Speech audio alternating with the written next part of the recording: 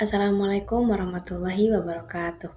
Sebelumnya, perkenalkan nama saya Kalisa Aura Izatun Nisa dengan NIM 23108020054. Di sini saya akan menjelaskan materi terkait Performance Management and Strategic Planning, yaitu mata kuliah manajemen kinerja yang diampu oleh Bapak Mahfud Asy'ari, SEMM. Video ini dibuat sebagai bentuk penuntasan kewajiban ujian tengah semester mata kuliah manajemen kinerja. Mohon disimak ya. Nah, di materi Performance Management dan Strategic Planning ini, kita akan membahas beberapa pokok bahasan. Yang pertama, itu ada definisi dari perencanaan strategi. Kemudian yang kedua, ada tujuan perencanaan strategi. Yang ketiga, menghubungkan antara strategi dan juga manajemen kinerja atau PM. Kemudian yang keempat, ada langkah-langkah perencanaan strategis. Yang kelima, peran kritis fungsi dari SDM. Kemudian yang keenam ada detail analisis SWOT, dan yang ketujuh itu ada analisis gap. Nah, selain 7 pokok bahasan ini, kita juga akan beberapa menjelaskan mengenai visi, misi, tujuan, strategi, dan deskripsi job. Oke, kita bahas ke poin yang pertama, yaitu ada definisi perencanaan strategis. Nah, sebenarnya apa sih perencanaan strategis itu? Jadi, perencanaan strategis ini merupakan proses yang melibatkan antara deskripsi tujuan organisasi, kemudian penilaian hambatan yang menghalangi tujuan dari sebuah organisasi tersebut, dan pemilihan pendekatan untuk maju ke depan. Nah, perencanaan strategis juga bukan hanya sekedar membuat rencana kerja biasa, melainkan ini adalah sebuah proses yang komprehensif yang melibatkan 3 langkah utama. Nah, ada apa aja nih 3 langkah utama tersebut? Yang pertama, yaitu ada menetapkan tujuan atau destination, yaitu mendefinisikan kemana nih arah organisasi kita akan melangkah.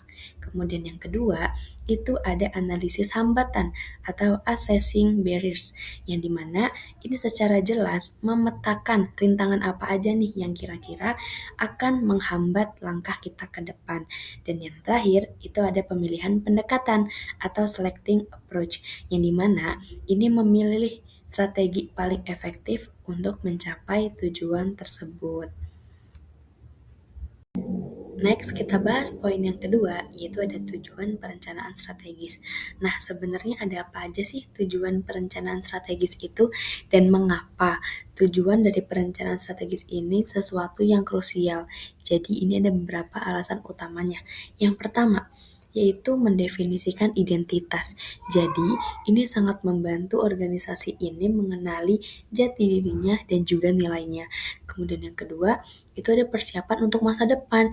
Jadi, ketika adanya tujuan dari perencanaan strategis ini memungkinkan organisasi ini tidak hanya bertahan, tetapi juga siap menghadapi tantangan di hari-hari esok. Kemudian yang ketiga, yaitu ada adaptabilitas, yaitu meningkatkan kemampuan dalam merespon perubahan lingkungan yang cepat. Kemudian yang keempat, yaitu ada fokus sumber daya. Ini memastikan sumber daya yang terbatas dialokasikan ke area yang paling penting. Dan yang kelima yaitu budaya kerja.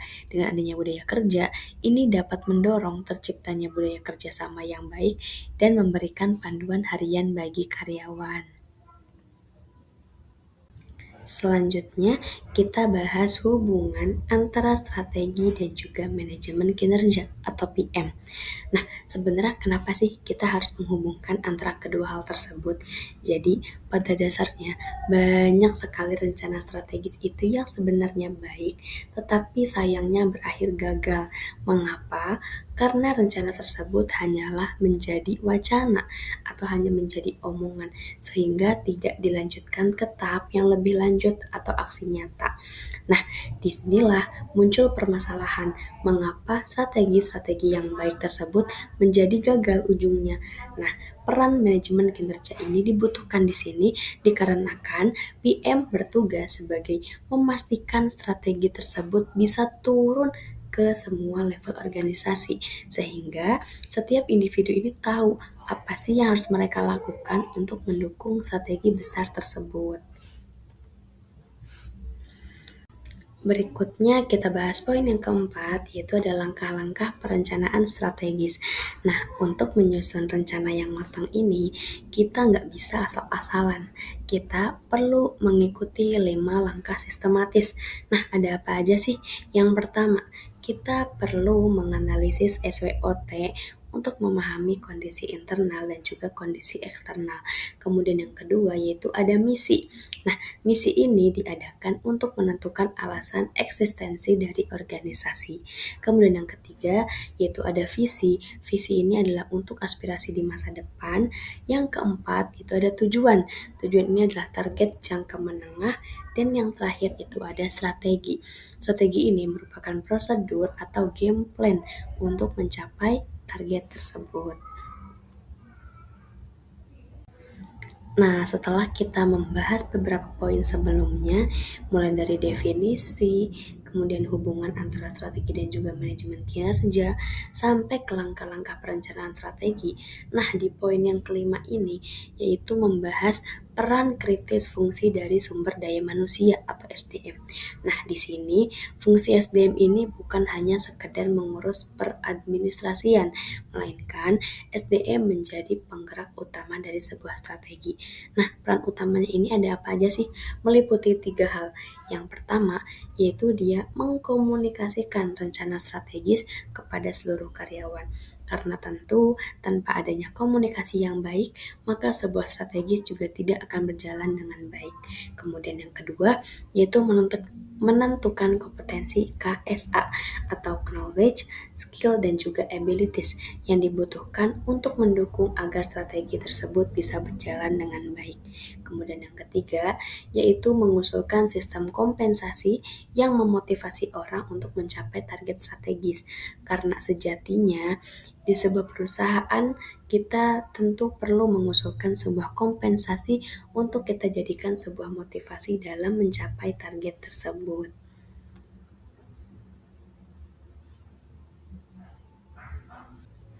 Selanjutnya kita ke detail analisis SWOT.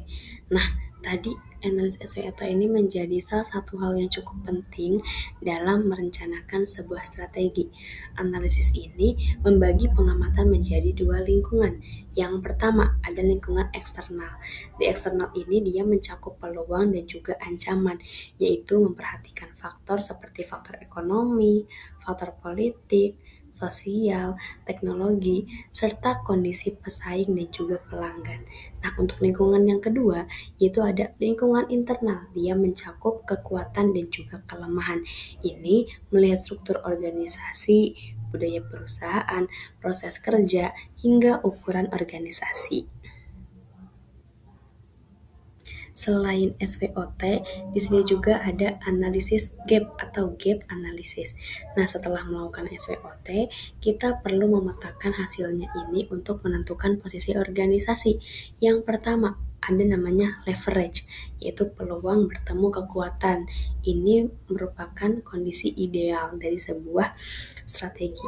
Kemudian yang kedua, yaitu ada constraint atau peluang ada, tetapi kita lemah di internal sehingga ini menjadi hambatan.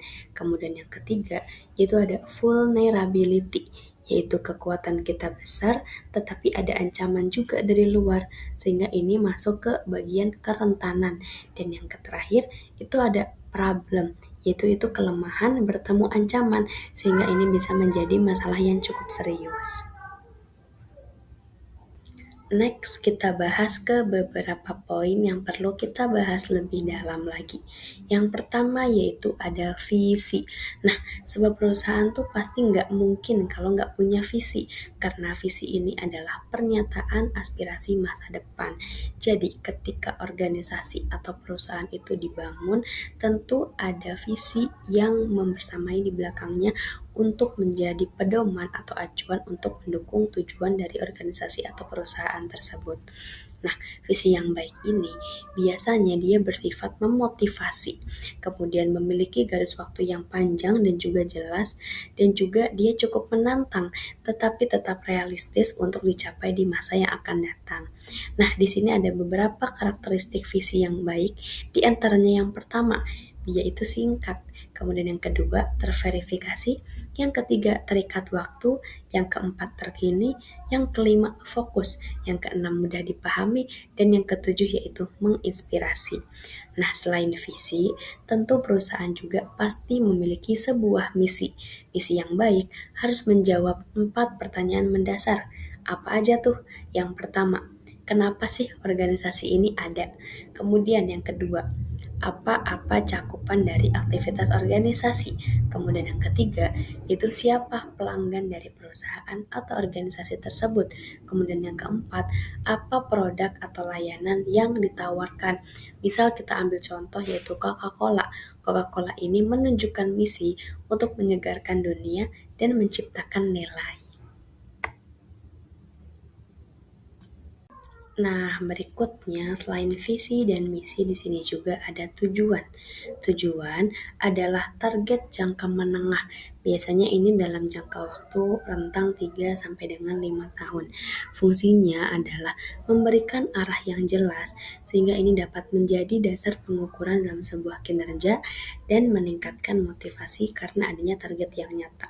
Karena jika sebuah perusahaan atau jika sebuah organisasi tidak memiliki tujuan yang jelas, maka karyawan atau individu di dalamnya akan kehilangan arah sehingga mereka bingung. Mereka harus melakukan apa dan mereka harus mencapai apa dari sebuah perusahaan atau organisasi tersebut.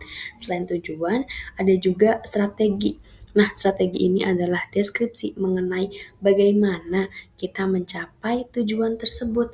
Strategi ini dibagi dalam piramida hierarki, mulai dari yang paling atas yaitu strategi korporat, kemudian di bawahnya ada strategi bisnis, sampai yang bawah yaitu ada strategi fungsional di level teknisnya. Kemudian yang terakhir yaitu ada deskripsi job. Nah, ini adalah level paling dasar namun sangat penting karena deskripsi pekerjaan ini berfungsi sebagai peta jalan atau roadmap bagi setiap individu mengenai apa yang harus dilakukan, kemudian bagaimana caranya, dan hasil apa yang diharapkan untuk mendukung seluruh rangkaian strategi di atasnya. Baik dari seluruh rangkaian pokok bahasan mengenai materi performance management dan strategic planning ini sudah terselesaikan dengan baik. Semoga apa yang saya sampaikan bisa dapat dipahami oleh teman-teman semuanya. Mohon maaf jika ada kesalahan ataupun kekurangan dalam penyampaian. Semoga materi ini bisa bermanfaat untuk teman-teman semua. Kurang lebihnya mohon maaf. Wassalamualaikum warahmatullahi wabarakatuh.